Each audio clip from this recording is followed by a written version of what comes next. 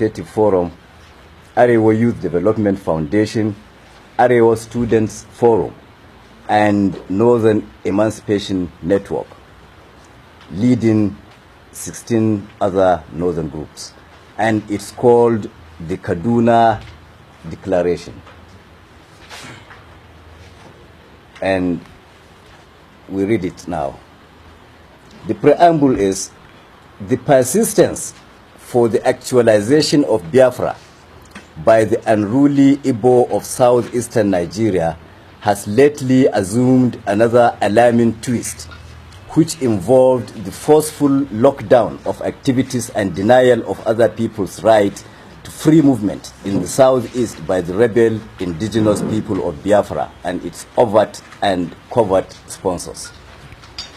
This latest action and similar confrontational conducts, which amount to a brutal encroachment on the rights of those termed as non-indigenous people residing and doing lawful businesses in those areas illegally demarcated and defined as Biafra by the Igbo, are downright unacceptable and shall no longer be tolerated.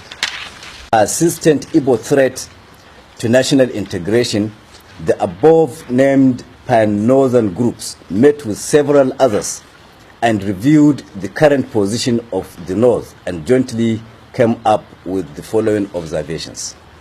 A. Number one is Igbo provocation. A. The Igbo people of the Southeast, without remorse for the carnage they wrought on the nation in the 1960s, are today boldly reliving those sinister intentions connoted by the Biafran agitation that led to the very first bloody insurrection in Nigeria's history. B. Emboldened by the apparent indifference of the Nigerian authorities, the Igbo secessionist tendency is widening in scope and action at every stage, with adverse effects on the law-abiding people of other regions residing in or passing through the East, while the Igbo leaders and elders, by their utterances and direct action or inaction, appear to support and encourage it. This is happening irrespective of the undisputable fact that, one, the Igbos have done and are doing more damage to our collective nationhood than any other ethnic group, being responsible for the first violent interference with democracy in Nigeria, resulting in a prolonged counterproductive chain of military dictatorship. Two, the Igbos similarly orchestrated the first and so far the only civil war in Nigeria that consumed millions of lives and sowed the seed of the current mutual suspicion and distrust.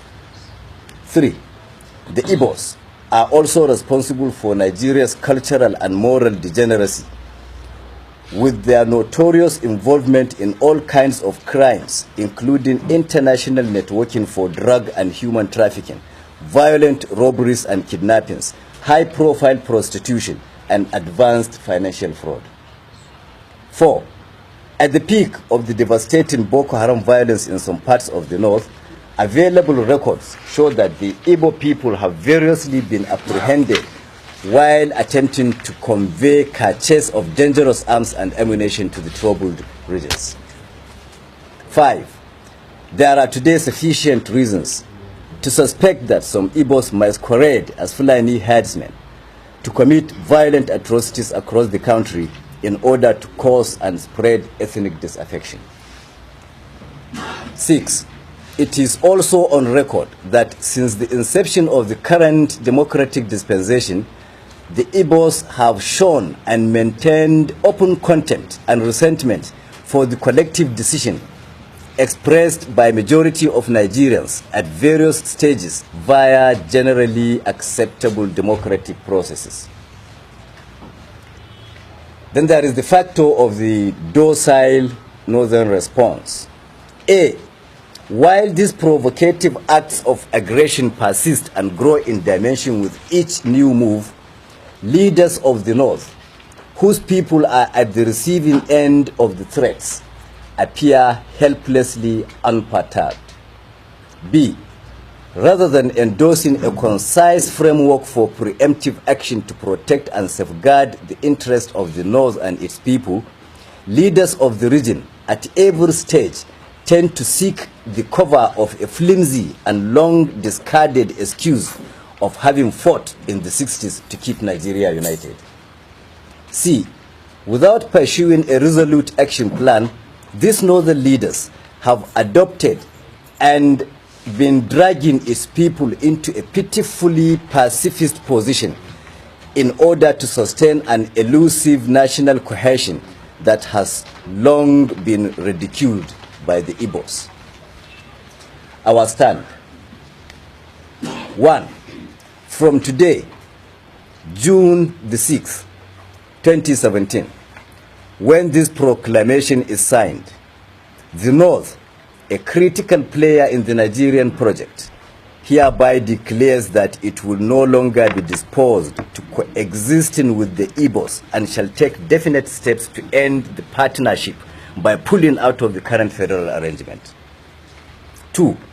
This conclusion is necessitated by the realization that it since ceased to be comfortable or safe to continue sharing the same country with the ungrateful and cultured Igbos who have exhibited reckless disrespect for the other federating units and stained the integrity of the entire nation with their insatiable criminal obsessions.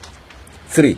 Rather than certain sections holding the whole country to ransom at every stage, each should be allowed to go its own way, as we categorically proclaim today that the North is fed up with being the same country with this pack of acrimonious Igbo partners.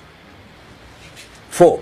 The North hereby openly calls on the authorities and other national and international stakeholders to acknowledge this declaration by taking steps to facilitate the final dissolution of this hopeless union that has never been convenient to any of the parties. Prelude to final separation. 1. Recovery and control of landed property. As a first step, since the Igbo have clearly abused the unreciprocated hospitality that gave them unrestricted access to and ownership of landed properties all over the North, our first major move shall be to reclaim, assume, and assert sole ownership and control of these landed resources currently owned, rented, or in any way enjoyed by the ingrate Igbos in any part of northern Nigeria. Consequently, officials of the signatory groups to this declaration are already mandated to commence immediate inventory of all properties, spaces, or activity in the North currently occupied by the Igbos for forfeiture at the expiration of the ultimatum contained in this declaration. In specific terms, the groups are directed to compile and forward an up-to-date data of all locations occupied by any Igbo in any part of northern Nigeria, including schools, markets, shops, workshops, residencies, and every other activity spaces. 2. Relocation notice. Secondly, with the effective date of this declaration, which is today, Tuesday, June the 6th, 2017, all Igbos currently residing in any part of northern Nigeria are hereby served notice to relocate within 3 months, and all northerners residing in the east are advised likewise. 3. Enforcement. All northern civil society and pressure groups are by this declaration mandated to mobilize for sustained coordinated campaigns at their respective state government houses, state houses of assembly, local government council secretariats, and traditional palaces to mount pressure for steps to be taken to ensure enforcement of the directives contained herein. Conclusion. In conclusion, we are hereby placing the northern authorities, the Nigerian authorities, and the entire nation on notice that as from the 1st October 2017, we shall commence the implementation of visible actions to prove to the whole world that we are no longer part of any federal union that should do with the Igbos. From that date, effective, peaceful, and safe mop-up of all the remnants of the stubborn Igbos that neglect to heed this quit notice shall commence to finally eject them from every part of the north. And finally, all authorities, individuals or groups are hereby advised against attempting to undermine this declaration by insisting on this union with the Igbos, who have thus far proved to be an unnecessary baggage carried too far and for too long.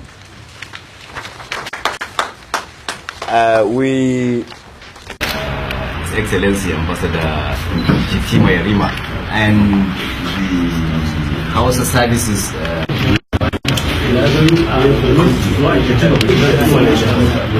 Mine was Aziz Suleiman. My name is Mid. Because of what you just said, earlier you said 16 northern groups. We know as northern to enforce your faith after 3 months. Everybody must be at the high table. We have others, even continue introducing again, maybe that will satisfy you.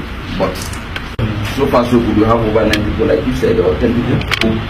The timing, we don't decide that we don't want to take your fire approach manner so that you go back and begin to produce your news in time. So we don't need to also seek the advice of people who are also doing their own business. Sometimes, 2014, during the conference by all northern organizations, they went on their own, they end up making mockery of what. Don't see us working together. We are independent-minded, young people.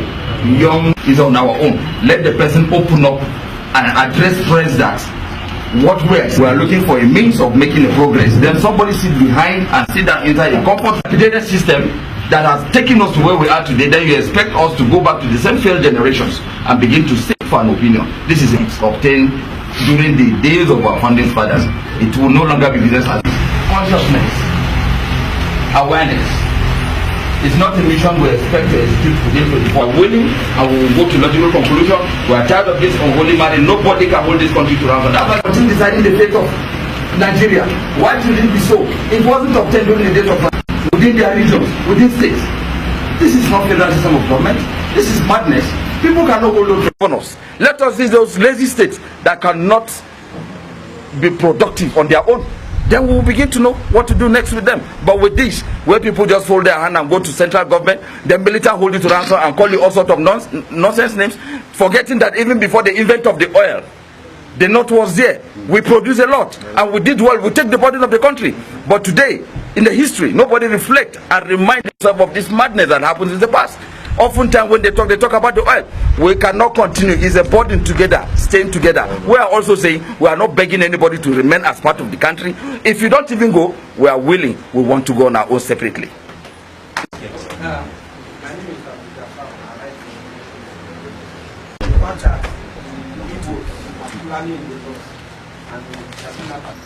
How do you go about when they are fully Okay.